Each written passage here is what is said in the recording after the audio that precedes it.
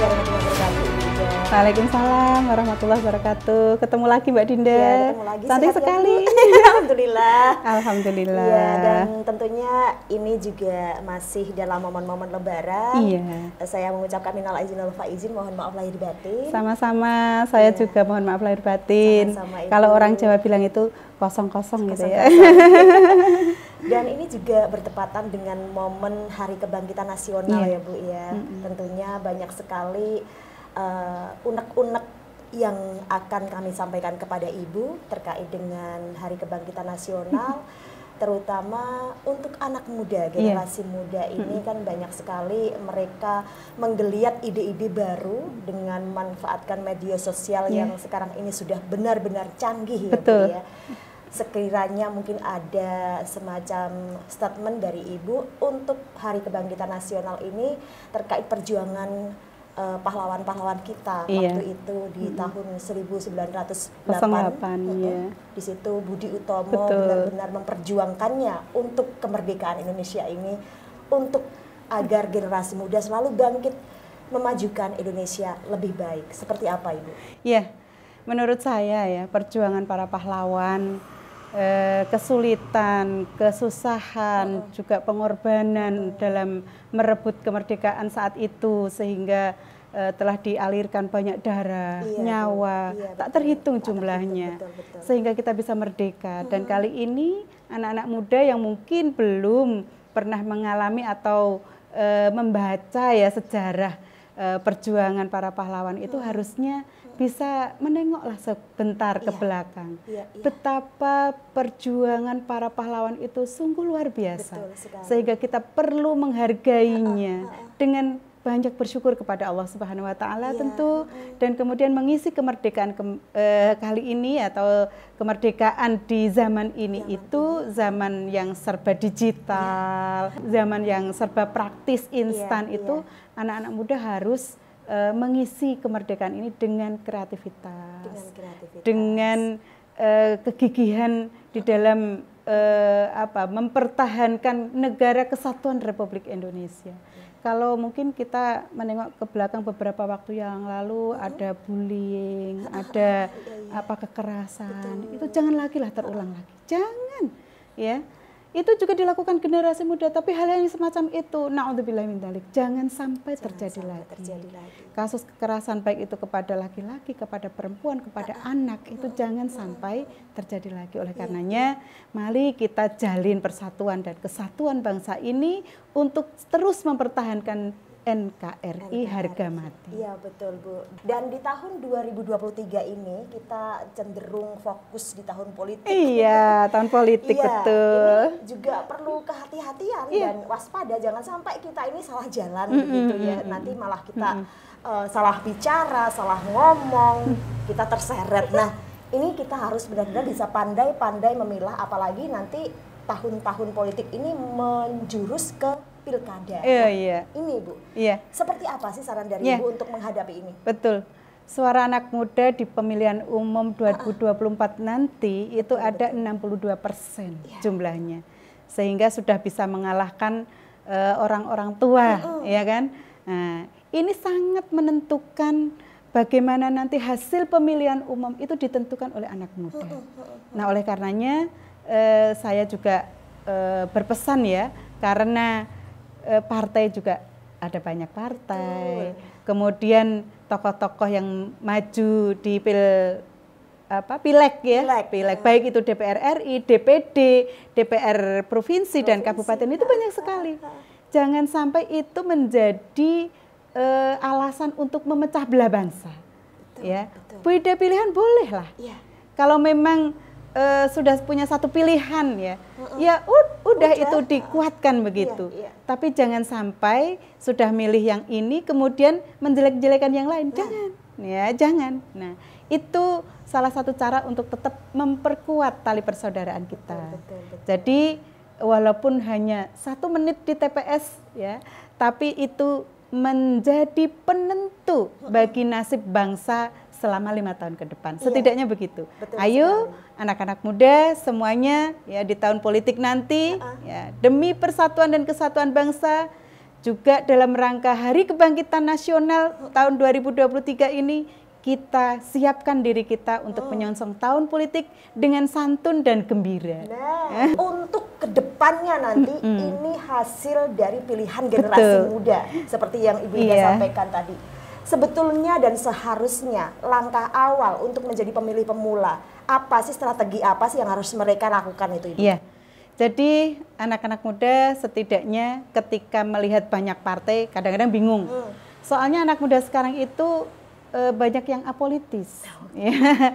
Dengan partai itu kayaknya cuek begitu. Gitu, nah, ya. ini harus ini harus memulai melihat partai mana sih yang sekiranya sesuai dengan isi hatinya, cocok dengan langkah-langkahnya, kemudian bisa dan mampu memperjuangkan aspirasinya, dan kenali caleg-calegnya. Harus kenali caleg-calegnya. Kira-kira caleg-caleg ini bisa nggak ya dititipi aspirasi untuk ke depan gitu. Nah, kalau sudah begitu kita tentukan, maka karena nanti untuk sistemnya itu kita belum tahu apakah terbuka apa tertutup, masih ada di MK ya. Setidaknya kita tahulah siapa nanti yang akan mewakili dari aspirasi atau suara yang ada di dapilnya masing-masing. Setelah tahu maka dikuatkan hatinya. Setelah itu sampai ke hari pemilihan jangan goyah. Tetap memilih, jangan karena uang, belum tentu yang memberi uang itu menjamin. Ya, bisa dihitunglah, katakan misalkan ngasih 50.000 umpamanya, tapi nggak ada yang ngasih segitu ya. Duitnya siapa sih ya? Itu dihitung 5 tahun kan, setahun cuma 10.000. 10.000 mengorbankan nasib ke depan. Sehingga apa? Sehingga ketika nanti yang jadi itu yang mungkin berduit, kemudian kita lepas, ya kan? Lepas nggak bisa dijangkau, biasanya begitu. Nah, ini kan kerepotan sendiri, mau Bu, jalan saya rusak Bu, atau Mas, atau Pak, ini gimana? Ini harusnya ada anggaran yang masuk ke sini tapi nggak ada, kayak gitu. Seperti itu kita nggak bisa. Kalau yang sudah kenal, kalau yang mungkin sudah berpengalaman begitu ya, paling tidak ada jaminan lah untuk bisa diakses aspirasinya ke depan. Nah, ini langkah-langkah ke depan untuk para generasi muda ini, kan ini banyak gangguan ya Bu, godaan macam-macam. Seperti yang Ibu sampaikan tadi, ada kekerasan dan lain sebagainya, bahkan ada juga kabar-kabar miras dan lain sebagainya. Itu memang harus benar-benar kita kuatkan diri kita. Agar tidak tergoda iman kita. Jangan sampai tergoda, jangan sampai terpeleset. Kedepannya generasi muda ini loh Bu, yang paling kita harus jaga. Seperti apa sih? Jadi saya itu kalau melihat anak-anak muda, kalau saya pas melihat YouTube itu ya, saya kan juga sering ya buka-buka YouTube itu, yang followernya sampai ribuan kayak begitu ya. Itu lebih ke bagaimana memanfaatkan pengelolaan alam kita. Itu kan sekarang ini kita ini krisis tenaga pertanian. Padahal kita ini kan harusnya swasembada pangan, ya kan? Tapi anak muda yang mengarah ke pertanian itu sangat minim sekali. Sehingga krisis tenaga pertanian, krisis istilahnya teknologinya itu juga sangat ketinggalan jauh dengan China. Bangsa kita ini bangsa yang luar biasa, punya kekayaan alam yang luar biasa, tapi pemanfaatannya itu belum sama sekali maksimal. Nah, itu saya tertarik ketika ada anak-anak muda yang kemudian memberikan tips-tips ataupun contoh-contoh bagaimana bercocok tanam dengan baik, kemudian pengelolaan sampah dengan baik, ya ada reduce, reuse, recycle itunya. Kemudian yang perempuan, katakan ini saya tidak membedakan gender ya, tapi kebanyakan ya yang perempuan itu bagaimana membuat makanan olahan yang baik, yang sehat, kemudian juga mempromosikannya agar tidak selalu makan makanan instan begitu. Itu kan juga kita berusaha untuk menekan angka stunting. Dari situ juga. Nah, kalau itu dilakukan oleh anak muda semuanya, ya kan? Itu rasa-rasanya mau tindakan kekerasan nggak mikir deh. Nggak akan ke arah sana itu enggak, ya. Karena dia sudah sibuk dengan kegiatan-kegiatan positifnya tadi. Dan ternyata ketika di-share di YouTube itu juga akan mendapatkan hasil juga. Tapi yang di-share itu lebih bermanfaat. Ada juga yang memberikan tips-tips bagaimana melakukan ibadah dengan baik kayak gitu. Ya ada sisi agama, ada sisi ekonomi, ada sisi sosial, kemudian juga kesehatan dan lain-lain. Banyak ruang yang bisa dilakukan anak muda.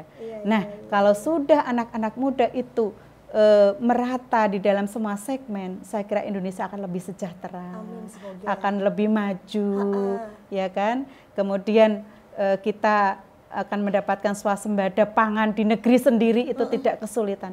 Mosok sih luasan pantai di Nusantara ini kan subhanallah nggak ada tepiannya lebih banyak daripada daratannya gitu ya, lautnya. Ini kok garam masih impor, ya kan? Itu kan ya ironis lah menurut saya. Ini bagaimana lah dikelola dengan baik kekayaan alam kita untuk kesejahteraan masyarakat seluas-luasnya. Itu bisa dilakukan oleh anak muda dimanapun berada. Iya. Mungkin kesulitannya adalah yang supaya anak muda ini tertarik dengan dunia pertanian ini apa ya Bu ya kira-kira? Ya teknologi. Jadi kalau dari Thailand bisa menciptakan perkawinan silang antara mangga A dan mangga B sehingga menghasilkan mangga yang lebih besar, enak dan berharga mahal. Kita harusnya bisa, ya kan? Kemudian pepaya, masa harus dari Thailand semua sih? Ini kuncinya. Nah, ini saya kira harus dimulai juga di dunia pendidikan kita. Kalau dulu kita mengenal di pendidikan SLTA misalnya, ada ilmu biologi ya kan? X kali Z, X kali I ya. Nah itu akan menghasilkan bibit apa. Itu kan dasar. Nah itu ternyata setelah dilakukan implementasi, kemudian juga penelitian-penelitian kan bisa menghasilkan benih-benih baru yang lebih menjanjikan dari taraf ekonomi. Sekarang ada jagung warna-warni, ada cabai warna-warni, itu juga hasil teknologi. Durian juga ada durian merah. Iya, betul.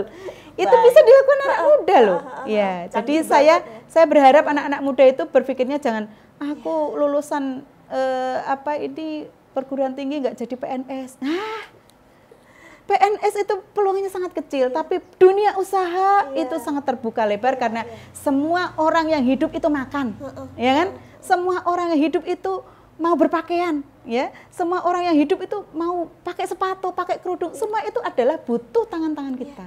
Sebagai hal yang terpenting ya Bu ya, di sini Ibu adalah tokoh agama terutama di Partai PKB ya Bu ya. Di sini condong ke Nahdlatul Ulama. Betul. Mungkin ada hal-hal yang penting yang ingin Ibu sampaikan di sini terkait dengan generasi muda dan Hari Kebangkitan Nasional ini.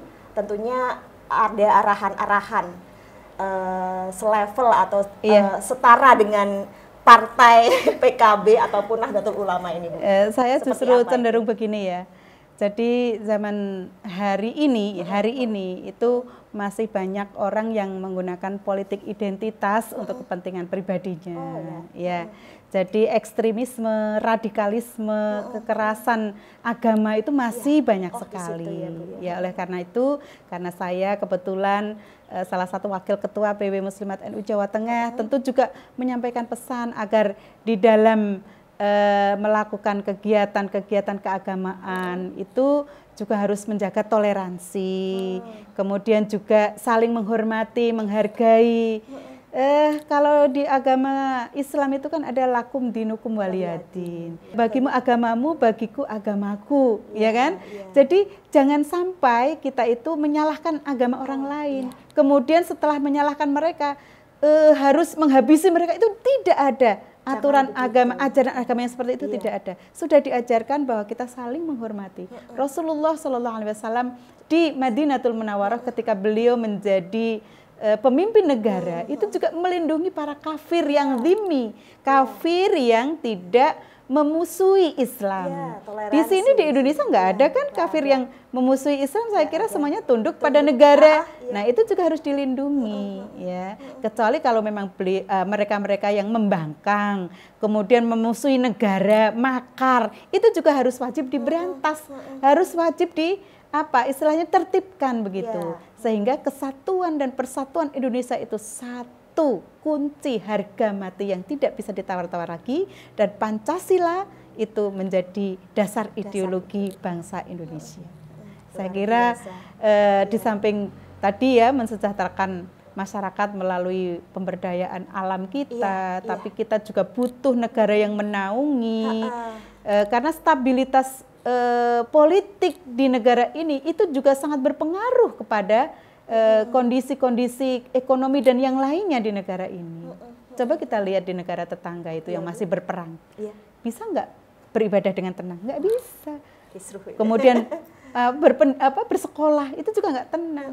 Pelayanan kesehatan sangat merosot begitu. Nah, inilah contoh-contoh ya. Jadi jangan ada berpikir mengganti dasar agama dengan yang lainnya.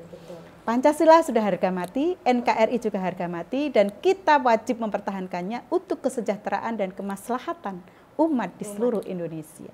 Saling menghargai, saling menghormati, toleransi antar umat beragama itu penting, seperti dalam Pancasila, dan tentunya NKRI harga mati. Itu tadi ya Bu, semoga menjadi manfaat untuk kita semua.